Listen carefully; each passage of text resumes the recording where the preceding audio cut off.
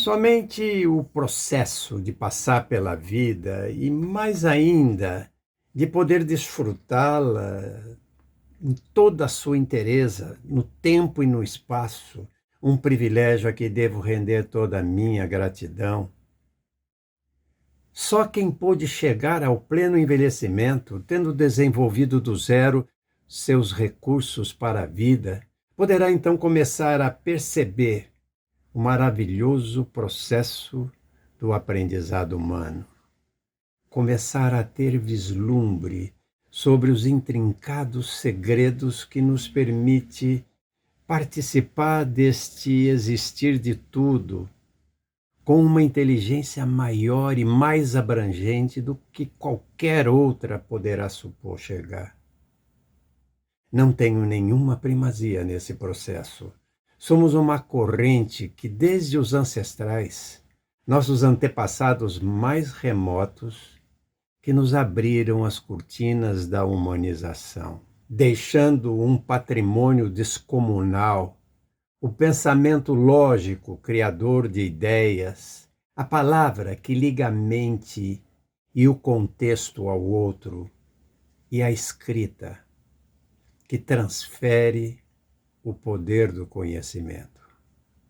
Então, vamos conversar mais um pouquinho?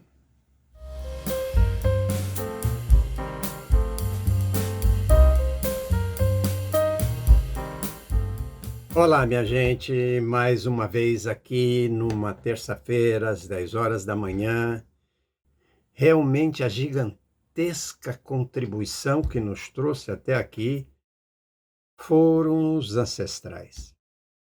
Eu faço questão de usar essa palavra, não antepassados, né? Antepassado para mim, ou pelo que eu vinha entendendo, estava logo ali o meu avô, meu provável tataravô. Mas eu não tive contato com essa gente e eu sei que eles passaram por uma série de problemas, de percalços na vida, mas não vejo esses percalços dentro da minha capacidade de criação. No meu envelhecimento, eu estou pensando muito mais longe.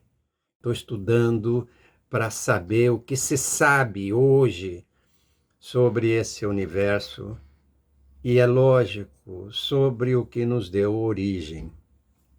Que o princípio do universo já começou a nos dar origem, porque tudo que está dentro dele vem sendo processado de uma forma que nos traz até aqui. Mas houve um tempo em que nós olhamos hoje para a natureza e vemos os animais, achamos que não pertencemos àquele grupo, né? Não é bem assim, mas nós somos o Homo sapiens, que evoluiu do pré-homem, do pré-humano. Só que esse pré-humano, ele se compôs para chegar até onde nós estamos. Ele fez uma força imensa. Eu não sou descendente de uma coisa que veio ao acaso. Essa coisa que nos trouxe até aqui é uma estrutura biológica que fez um grande esforço para entender esse mundo e deixar para mim ideias de continuar pesquisando esse mundo, continuar tentando entender esse mundo. E uma das coisas que mais me fascina nesse processo pelo qual nós estamos aqui, eu e você envelhecido, você envelhecente, nós estamos passando, é entender por que que nós podemos viver mais do que os nossos antepassados. E uma das coisas que nos deu essa condição foi o pensamento lógico. Foi começar a trabalhar o próprio pensamento para poder dar um contexto, um conteúdo, uma lógica permanente e evolutiva, que vai compreendendo as coisas e compondo, trazendo cada vez mais para dentro de si, para dentro da sua mente, conhecimento sobre a sua observação. sobre o seu relacionamento com o outro semelhante que veio até aqui também. No relacionamento entre esses dois semelhantes que sabiam que não iam evoluir junto com os pré-evoluídos que não chegaram aonde eles chegaram, mas eles tinham que se apoiar, se sustentar em conjuntos humanos que começaram a criar coisas que fez com que a sua mente se expandisse. Começaram a dominar a natureza, dominar processos da natureza, conhecer a forma de juntar objetos, recursos, de buscar o melhor recurso onde se esconder, onde se abrigar, onde se proteger das intempéries e dos outros caçadores de que os nossos antepassados eram presa. Eles evoluíram nesse pensamento, mas precisavam evoluir mais, poder enxergar o futuro com uma compreensão melhor do que era o outro. Pensar para si não era suficiente. Pensar no seu processo seguinte, na sua ação seguinte. Precisava da proteção do outro, ele precisava da companhia do outro, ele precisava somar forças ao outro. E ele não teve outra forma que não seja desenvolver uma forma de que o outro o compreendesse. Esse ser, que foram os nossos ancestrais, desenvolveu a palavra. A partir do seu pensar, ele começou a juntar formas sonoras, tirar o símbolo cerebral da compreensão de uma coisa e transformar num símbolo oral, num código de sons. E transferiu, até chegar ao ponto de transferir para o outro seu pensamento, a sua inquietação, a sua angústia.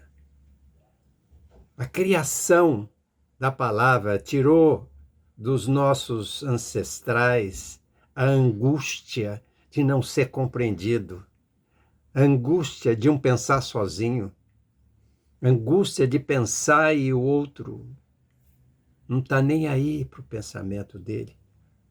E quando ele conseguiu juntar uma série de trejeitos na sua boca, na sua garganta, no seu som, suavizar o seu grito, o seu berro, a sua angústia, e ser mais claro, mais objetivo, ele conseguiu trazer o outro para perto de si e conseguiu somar com o outro esforços para que pudesse melhorar a vida.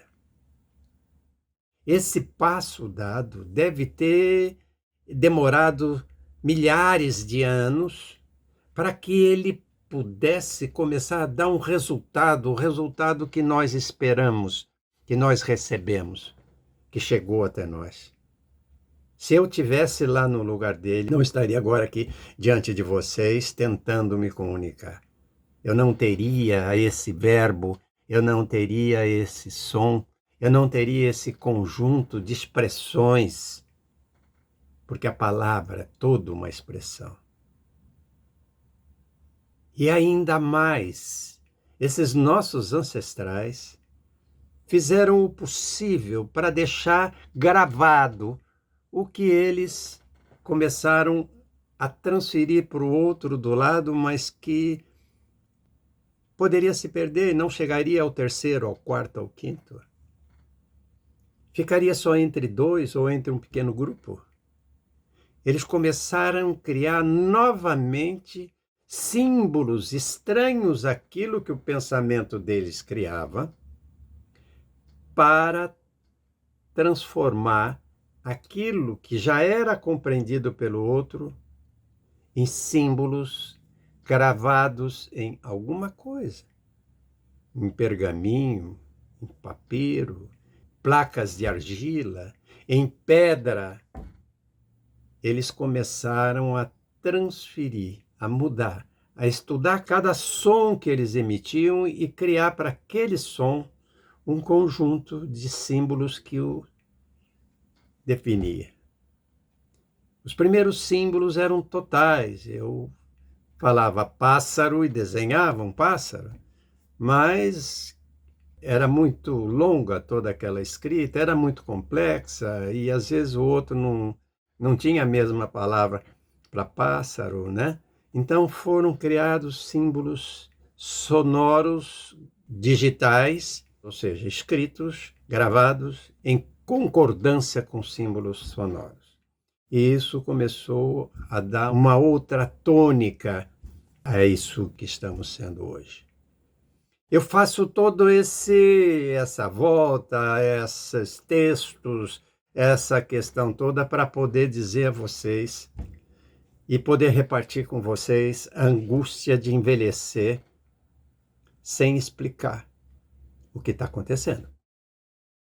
As pessoas só começam a explicar o que está acontecendo quando elas já não podem mais viver sozinhas, elas vão precisar do auxílio, elas vão começar a depender de outra pessoa, aí elas começam a dar sinais de que precisam.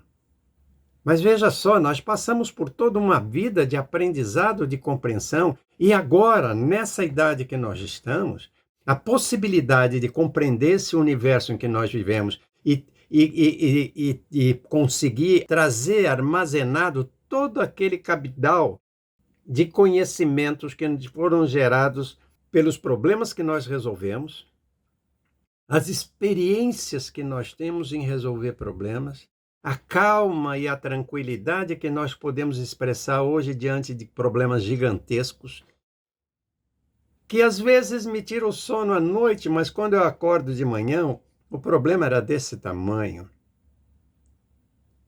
E os mais jovens, quando enfrentam um problema, eles passam a noite inteira acordados e precisam de manhã perceber que o problema era menor, era resolvido mais fácil, era só ligar para alguém, era só conversar com alguém. Usar os recursos mentais e da fala e da escrita para resolver o problema.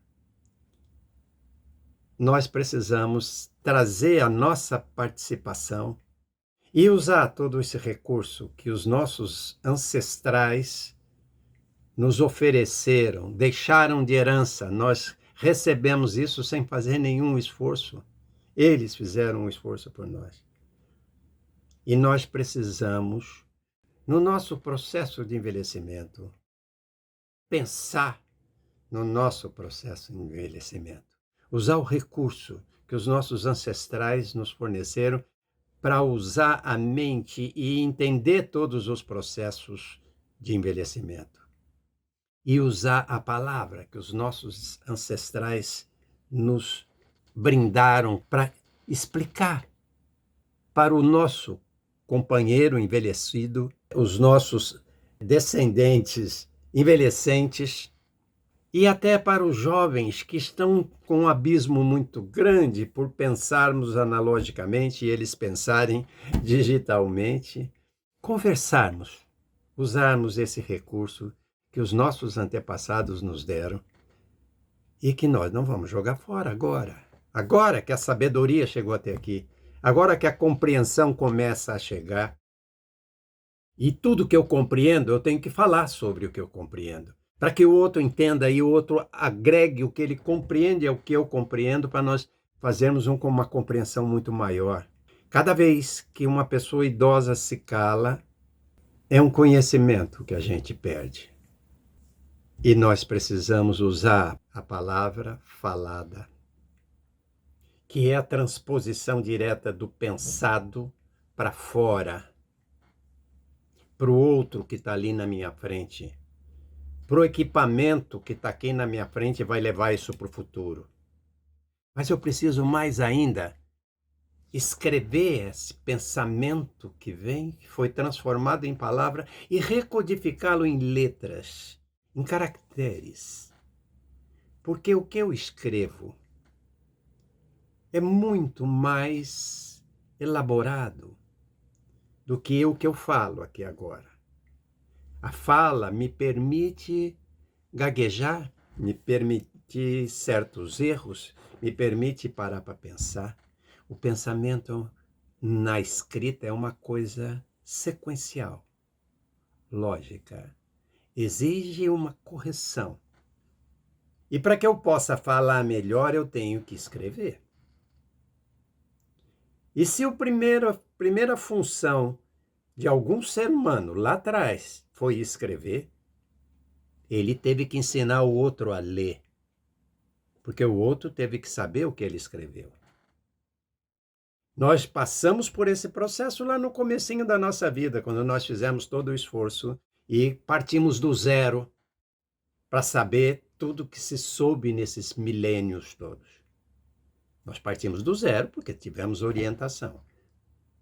Então eu tenho que agora, que eu não estou partindo do zero, eu estou partindo de uma cabeça maravilhosa, cheia de conhecimento. Escrever também. Escrever e ler. Só consegue escrever quem lê, só consegue degustar a sequência de caracteres que formam um conjunto de pensamento, é quem aprendeu a ler aquela sequência de caracteres. E se a gente deixa de ler muito tempo sem ler, a gente fica afastado do conhecimento de ler, da prática de ler. Nós temos que ler, aproveitar nosso tempo de idosos, né? De envelhecidos, de envelhecentes, de super envelhecidos, que é onde nós vamos chegar daqui a uns dias, e pensar, falar, escrever e ler. Porque é só lendo o que o outro escreve que eu consigo escrever para o outro entender. Esse é o nosso papel nesse momento em que nós chegamos do século XXI a envelhecer muito mais do que os nossos antepassados. Nossa geração envelheceu 30 anos acima dos nossos avós. Do final da Segunda Guerra Mundial para cá, a expectativa de vida foi de 47 para 77 anos. Ou seja, a média da vida das pessoas avançou 30 anos. E nós vamos ficar esses 30 anos sem fazer nada, sem falar, sem escrever, sem ler. Não, nós precisamos fazer isso agora com aquela vontade que nós tínhamos quando éramos mais jovens. Agora nós temos tempo e agora nós temos sabedoria para entender os nossos escritores mais complexos. A gente hoje lê um texto mais complexo, a gente hoje lê filosofia com mais tranquilidade do que líamos.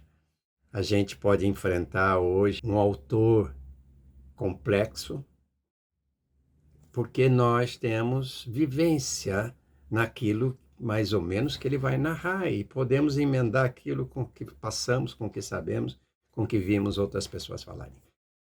Gente, esse é o projeto CEF. Projeto CEF, Centro de Estudos e Formação para o Envelhecimento, tem a obrigação de entender o envelhecimento e de conversar sobre o envelhecimento para aprender mais.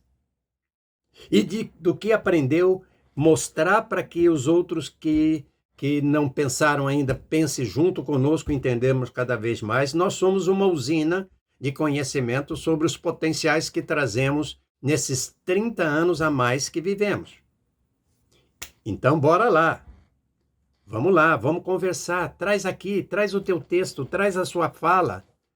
Transforma o seu pensamento em alguma coisa que eu possa entender. Me envie, me mande. Me jogue aqui, me traga.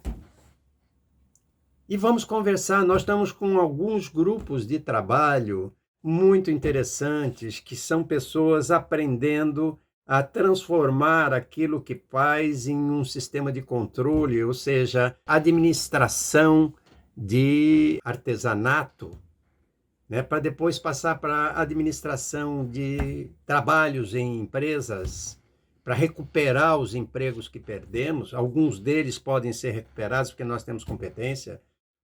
Ou então quem tiver recurso para investir e ser um empreendedor de um certo conjunto de coisas que gostaria de fazer. Ou mesmo vir para a gente com os grupos de estímulo à produção literária, criar, trazer para o papel, transformar em livro, ou em podcast, ou em blog, ou trazer para cá. Nós hoje temos a transmissão, todo mundo lê, todo mundo pode tomar conhecimento do que a gente faz. Nós temos um grupo de formação literária que vai se multiplicar agora em vários setores, para que as pessoas possam começar a se juntar e aprenderem junto a escrever suas histórias. E nós queremos contar a história da nossa cultura, a cultura que nós criamos, que nós vivemos, que serviu de combustível para a nossa mente lá na década de 60, 70, 80. Nós tínhamos uma das culturas mais revolucionárias do mundo, o cinema novo, o teatro, a música, a dança. Nós somos espetáculo em dança. Nós precisamos contar essas histórias. Nós precisamos aprender a falar isso para as crianças, para os alunos das escolas. Nós precisamos escrever isso para que as pessoas possam ler daqui 5, 10, 15, 20, 30 anos. Vai chegar o dia que nós não estaremos aqui. Vai chegar o dia que nós seremos antepassado. Vô, bisavô, tataravô, e depois nós vamos sumir na contagem do tempo e vamos ser simplesmente ancestral. E vamos ser que nem os nossos ancestrais que nos deram o pensamento lógico, a palavra falada, a palavra escrita. Vamos trazer tudo isso para cá. Nós temos hoje essa ferramenta aqui, ó, de falar ou ser ouvido. Eu sei que eu vou ser ouvido por vocês. Eu estou investindo nesse ser ouvido. Estou trazendo a minha palavra, mas a minha palavra é muito pouco. Porque a palavra foi criada lá atrás com o esforço de muita gente. Muita gente em muitos cantos do mundo, tanto que as palavras foram inventadas em vários idiomas, vários jeitos de mexer com a boca. Foram escritas de forma diferente. Nós precisamos fazer isso junto. Contar o que está acontecendo agora, o que aconteceu nos nossos últimos 70, 60 anos. Contar. Gente, um grande abraço para vocês. É um prazer estar aqui toda terça-feira. Eu volto na próxima.